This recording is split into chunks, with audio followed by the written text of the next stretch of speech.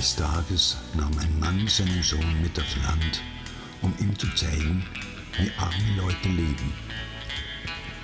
Vater und Sohn verbrachten einen Tag und eine Nacht auf einem sehr einfachen Bauernhof einer sehr armen Familie.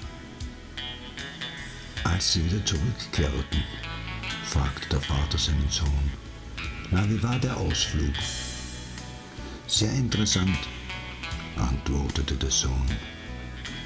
»Und hast du gesehen, wie arm Menschen sein können?« »Oh ja, Vater, das habe ich gesehen.« »Und was hast du gelernt?« fragte der Vater. Und der Sohn antwortete: »Ich habe gesehen, dass wir einen Hund haben und die Leute auf dem Bauernhof haben 4. Wir haben ein Swimmingpool, das bis zur Mitte unseres Gartens reicht. Und Sie haben einen See, der gar nicht mehr aufhört.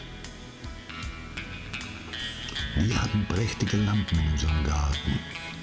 Und Sie haben die Sterne. Unsere Terrasse reicht bis zum Vorgarten. Und Sie haben den ganzen Horizont.« Der Vater war sprachlos und der Sohn fügte noch hinzu: »Danke, Vater, dass du mir gezeigt hast, wie arm wir sind.«